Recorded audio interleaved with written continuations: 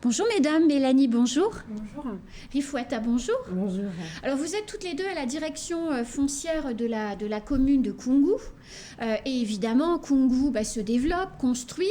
On a tous en mémoire les difficultés qu'il y a pu avoir avec certains des casages, notamment celui de Caro-Bolé, Mélanie Guilbault. Mais on ne va pas parler de ça, on parle d'avenir. Vous avez organisé samedi à Caro-Bolé, donc sur le site des Casés, une opération de revitalisation. C'était quoi cette opération ? Alors, l'opération de Caro-Bolé, effectivement, et c'était aussi pour nous important de venir un peu en parler et puis expliquer. Nous, ça ne nous embête pas de reparler de ce qui s'est passé dans le passé, parce que c'est des opérations qui sont très importantes pour le développement de Mayotte. Et donc, ce week-end, effectivement, a eu lieu une première étape symbolique sur le périmètre qui était en fait hors projet de la reconstruction de Caro-Bolé, qui est sur l'aléa fort, en fait. On parle beaucoup des aléas et des risques pour les habitants. Une partie du site était en aléa fort chute de bloc. Et donc, on avait proposé à nos administrés, à nos habitants, de pouvoir y contribuer en replantant et en faisant en fait un espace vert de jardin, de loisirs pour le futur quartier qui sera en fait juste à côté. Parce qu'on ne peut pas construire de manière sécurisée, c'est ça ? Tout à fait. On ne peut pas reconstruire en aléa fort. Et donc ce site, enfin ce périmètre en fait, qui est sur le même terrain, était exclu de la zone de reconstruction. Voilà. Et donc vous avez planté des arbres ? Oui, je vais, si vous me permettez, c'est moi qui donne la parole à ma collaboratrice. Mais effectivement, on a voulu aussi pouvoir que les administrés soient vraiment acteurs de la reconstruction, de voir ce qui s'y passe, parce que c'est pas toujours simple. Quand on n'est pas nous, alors nous on est techniciennes, on connaît tous les temps de marché, les temps qui sont longs, qui ne sont pas simples ni pour nos élus, et encore moins pour les habitants, et encore moins pour ceux qui vivaient dans le quartier. Oui, parce qu'ils ne voient pas ce qui se passe en réalité, c'est du temps masqué dans les projets. Tout à fait. Donc on entend beaucoup de choses, alors nous on n'est pas trop, on reste un petit peu sourds à tout ça parce qu'on est très concentré sur la reconstruction. Et d'ailleurs, il y a des très très bonnes nouvelles, donc voilà. Mais en tout cas, c'était important pour nous de le faire. Et sur ce chantier, on a aussi profité pour faire de l'insertion pour nos jeunes. Peut-être Rifouata, tu en parleras un petit peu mieux que moi. Oui. Alors comme expliquait Mélanie, on a fait ce projet-là sur la partie qui n'est pas constructible. Et c'est vrai qu'aujourd'hui, le maire a une politique d'aménagement et fait très attention à la thématique du logement. Le logement aujourd'hui, c'est pas que habiter dans un bâtiment, c'est aussi vivre son quartier, vivre son territoire. Et dans ce contexte-là, il y a cet aménagement qui a vocation à être un espace de vie, un espace collectif. Et on a pour ça intégré de l'insertion, d'une part, avec Waka Culture, qui est une structure d'insertion qui accompagne les personnes, les jeunes éloignés de l'emploi, et avec une partie réinsertion.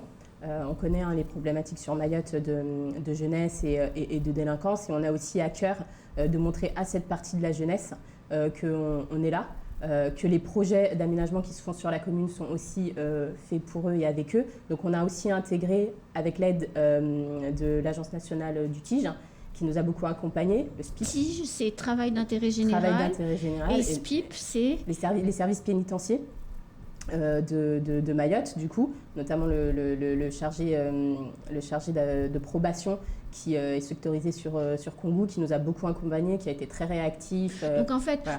vous prenez des personnes en grande difficulté et vous allez aménager ce jardin avec ces personnes en quelque sorte. C'est ça l'idée. On l'a aménagé avec ces personnes, piloté par Waka Culture, du coup, qui est la structure qui a aménagé. Et voilà. Et l'idée, c'est effectivement sur nos projets d'aménagement, de toujours fonctionner de cette manière-là. D'essayer de fonctionner de cette manière-là au maximum, pour dire aussi qu'on travaille avec les habitants, alors pour eux, mais aussi avec eux, et surtout avec les catégories les plus éloignées de l'emploi. Mélanie, pour nous rappeler, parce qu'Alain Manteau avait déjà fait cet exercice sur le plateau, mais oui. Rappelez-nous ce que Caro-Bolé, en quelques chiffres, ce quartier va devenir. Il y aura combien de logements ? Il y aura quoi comme services publics qui vont être construits là ? Bien sûr. C'est une opération pilote pour le territoire. On en a échangé avec les ministères. Elle a pu être menée et on en reprofite sur ce plateau pour remercier chaleureusement Monsieur le préfet, Monsieur le sous-préfet de nous avoir accompagnés. C'est des opérations qui sont possibles sur certains quartiers de l'île aujourd'hui. Notre maire nous le répète tout le temps, le bidonville n'est pas une fatalité. C'est un quartier sur lequel il y avait des projets depuis plus de 20 ans. Ça faisait 20 ans que des bureaux d'études l'étudiaient, faisaient des enquêtes, accompagnaient, expliquaient. Et aujourd'hui, on voit bien que les situations, elles s'enlisent en fait, et qu'il est de plus en plus difficile de réintervenir. Et la première problématique pour nous, qui sommes, ça c'est nos métiers, de faire de l'aménagement, ça va être la question du relogement. Donc c'est des opérations pilotes, elles sont loin d'être parfaites. Nous, on en convient et on a envie d'échanger, de discuter pour que Mayotte et Koungou, en premier lieu, puissent se transformer, mais elles sont nécessaires. Pour construire du logement, il faut pouvoir démolir. C'est ça. Et ça a été l'épisode qui était extrêmement douloureux. Elle s'est faite avec un outil qui est un outil nouveau pour le territoire, qui n'existe qu'à Mayotte et en Guyane. C'est la loi Elan, les dispositions prévues pour décaser les quartiers en grande difficulté par la loi Elan. Donc il peut y avoir différents secteurs en fait. C'est juste, il faut juste pas mélanger les sujets.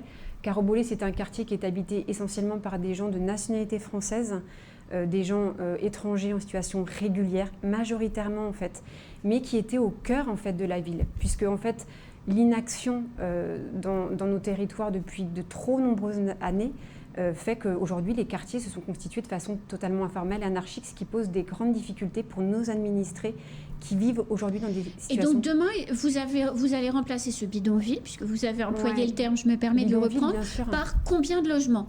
Alors c'est 500 logements qui sont aujourd'hui programmés. Un parc d'1 hectare, puisqu'on a besoin d'espace public, on a besoin de parcs, on a des familles avec des enfants qui ont besoin d'aller se promener. La plage, c'est très chouette, c'est une très très belle île, mais les familles ont aussi envie d'avoir d'autres espaces.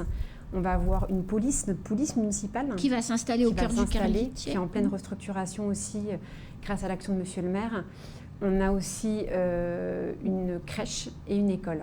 Une école élémentaire. Élémentaire, oui. Et vous aviez signé, d'ailleurs, juste après le décasage, des protocoles avec chaque famille. Tout à fait. Il est toujours prévu que les gens qui ont été décasés, délogés, puissent revenir habiter dans les logements sociaux qui seront construits là? Bien sûr, c'est même pas qu'il est prévu, c'est qu'en fait on a fait ce projet pour ces habitants. D'accord. Alors pour les violences urbaines, nous on n'est pas la gendarmerie, donc on va pas. On n'en parle même pas. Là, on bien parle sûr. du projet en tant que tel. Mais du coup le projet, l'acceptation aussi par les habitants du projet, parce que c'était aussi les questions qui ont été posées quand il y a eu ces dégradations.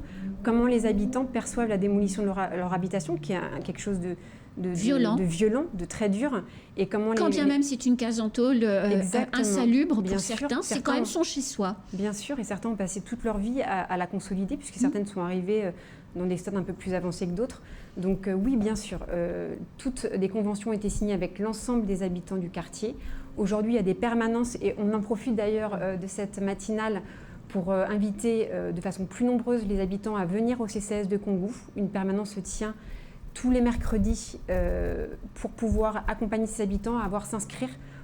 Il faut en fait un numéro de logement, un numéro pour avoir accès au logement social. Voilà, pardon. Alors, on l'a vu, vous l'avez expliqué, Koungou se transforme, il y a de nombreux projets. Là, on parle de Caro-Bolé, mais on pourrait parler aussi de Magicavo, on pourrait parler de ces initiatives aussi de logements sociaux un peu originaux et très novateurs en termes de prix, qui sont aussi construits sur Magicavo. Il y a la rénovation urbaine de Longoni. Enfin bon, bref, il se passe plein de trucs à Koungou, et c'est tant mieux.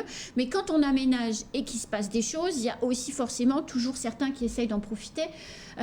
Et vous avez alerté Rifouetta Ali sur des possibles escroqueries, sur la négociation, sur l'achat de parcelles. Alors expliquez-nous un petit peu ce qu'il en est, et puis ensuite derrière ce que la mairie de Koungou a mis en œuvre pour protéger les habitants.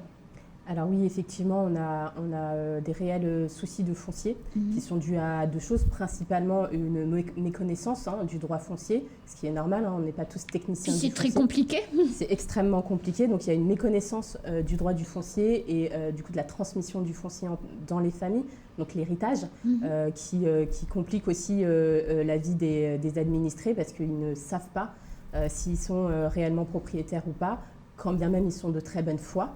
Donc ça, c'est un vrai sujet sur lequel la commune veut se pencher et se penche avec les médiateurs fonciers qui ont été recrutés en ce début d'année et qui vont être déployés sur toute la commune pour passer des messages de prévention et expliquer aux gens les procédures foncières à mettre en place quand on veut acquérir un terrain Et quand on veut titrer un terrain, donc aller voir le notaire, ne jamais donner de l'argent sans être passé par le notaire, puisqu'on sait que en passant à la départementalisation, il y a le foncier coutumier qui est devenu un foncier de droit public. Et du coup, il faut accompagner nos administrés pour qu'ils rentrent dans le droit commun. Donc ça, c'est une grande partie des problématiques foncières. Et puis après, oui, il y a des escroqueries sur le foncier de personnes mal intentionnées, faut le dire. Mal intentionnées, qui eux sont très conscients du des droit règles commun et qui, quand bien même, revendent à la découpe à des familles qui veulent acheter et qui sont de bonne foi des terrains qui ne leur appartiennent pas. Donc voilà, donc ça aussi c'est... Ça, vous l'avez déjà constaté à Koungou? Alors ça, on l'a constaté à Koungou parce qu'on fait de l'aménagement et que quand on arrive sur des terrains aménagés, eh bien, on ne sait plus qui est le propriétaire, ou en tout cas, on a des administrés qui viennent nous dire qu'ils sont propriétaires, mais dans les faits, ils ne le sont pas. Ils ont pourtant acheté un terrain à quelqu'un, on ne sait pas à qui non plus. Donc du coup, ça aussi, c'est une action que le maire veut mener, la régularisation du foncier, et puis dire stop à ces escroqueries et à ces marchands de sommeil. Pour ça, vous avez mis en place 5 médiateurs. Alors c'est quoi? Ça veut dire qu'il y a 5 agents de la commune qui sont sur le terrain, qui vont rencontrer, discuter avec les familles ou en tout cas les occupants des maisons?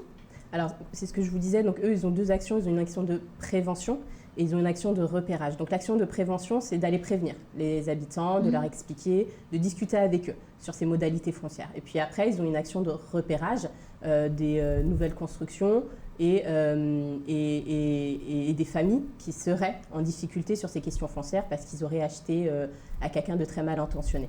Donc ça, c'est leur action principale. Ils sont pas là, c'est pas la police, donc ils sont pas là pour rentrer en conflit avec les habitants. Ils sont là pour faire de la pédagogie. Ils sont là pour les orienter aussi vers les bons services. Bien sûr. Notamment nous, mais aussi leur expliquer vers qui ils doivent se tourner quand ils ont un problème. Alors justement, quand l'un de vos médiateurs sur le terrain fait connaissance, rencontre une famille qui possiblement a été victime d'escroquerie, c'est-à-dire se croit en toute bonne foi propriétaire d'un terrain qu'elle a payé, mais que, in fine, elle l'a acheté à n'importe qui et donc elle n'est pas capable de montrer un titre de propriété. Qu'est-ce que font ces médiateurs? Comment vous faites? Parce que c'est une galère pour tout le monde, là. Bien sûr. Alors, ces médiateurs vont échanger avec cette personne pour savoir quel est son problème. Et puis après, ils vont la réorienter vers la mairie pour que nous, nos services, le service foncier et le service aménagement, donc avec moi et mes collègues, on puisse les recevoir, étudier réellement leur dossier. Oui. Et puis après, les orienter plus spécifiquement, soit vers la gendarmerie s'il y a réelle suspicion de fraude. Bien sûr. Soit les orienter vers des services comme la CUF, qui est la commission d'urgence foncière, pour accélérer la régularisation et la titrisation, parce qu'on l'oublie et on ne le dit pas assez, mais la commission d'urgence foncière a tous les outils en main pour accompagner les familles qui sont des occupants coutumiers des parcelles, mais qui ne possèdent pas encore le titre de propriété pour pouvoir le récupérer. Les amendements Tani ont permis à environ 90 000 familles à Mayotte de pouvoir bénéficier de ces nouvelles règles, dont forcément des gens à Koungou. C'est exactement ça. Vous diriez aujourd'hui, Rifouatta, sur tous les gens que vous rencontrez, combien à peu près en proportion sont concernés par des escroqueries, par des gens mal intentionnés qui cherchent à s'approprier de l'argent sur le dos des gens? Alors malheureusement, les proportions ne vont pas être très fiables parce que malheureusement, moi, je rencontre spécifiquement que ces gens-là. Donc du coup, les chiffres que je vais vous donner ne reflètent certainement pas la réalité. Mais c'est un vrai problème. Reflètent ma réalité à moi, qui fait que quotidiennement, effectivement, on reçoit dans les équipes, dans les services, nos administrés. Donc du coup, aujourd'hui, on s'appuie sur la CUF qui nous accompagne énormément sur ces questions-là. Et les médiateurs sont là pour faire un premier filtre, un premier tri, rassurer les habitants, puis aller vers eux. On sait très bien que beaucoup d'administrés sont éloignés du service public. Bien sûr. Ces médiateurs, qui ont peur aussi, sont le service public en déplacement et ils vont vers nos administrés. Voilà. Mélanie Guilbault, vous disiez tout à l'heure que vous aviez des bonnes nouvelles. Moi, j'aime bien terminer les temps de parole avec des bonnes nouvelles. Mais du coup, alors, mes collaborateurs, ils me taquinent là-dessus. On ne va pas pouvoir vous les donner parce qu'elles sont en cours.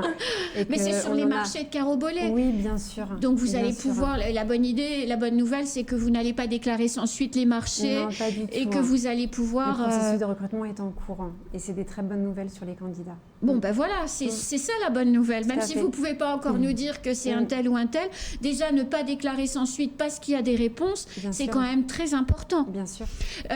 Dernière petite question, Mélanie. On peut imaginer, avec les informations que vous avez à votre disposition aujourd'hui, que les premiers occupants du Carobolé nouvelle version pourront s'installer en 2000 combien ? Ça, c'est un exercice qui est toujours périlleux. Alors nous, avec nos élus, on est plutôt à leur dire des choses, des vérités qui paraissent longues. Non, mais c'est vrai, parce que c'est les attentes. Monsieur le maire a un mandat qui est de 6 ans, on en a sa 2e année. On devrait en tout cas commencer la reconstruction, et on va faire tout pour commencer la reconstruction en début 2023. D'accord. Donc après, autant des aménageurs d'aménager. Le quartier est très accessible, il est proche de la nationale. Bien sûr. Il n'y a pas de contraintes particulières. Beaucoup d'études ont été réalisées en interne pour faciliter le travail de l'aménageur. Donc on est assez optimiste. Avant la fin du mandat. Je ne donnerai aucune date d'installation d'un habitant, puisque nous, on travaille pour eux et on ne voudrait surtout pas les décevoir. Mais on peut espérer qu'avant la fin du mandat... j'espère. Vous voyez, on arrive à avoir des informations. Merci beaucoup, mesdames, de toutes ces informations. Merci à vous. Et à très bientôt. Merci, au plaisir. Bientôt. Au revoir. C'est la fin de ce temps de parole. Tout de suite, la suite de nos programmes.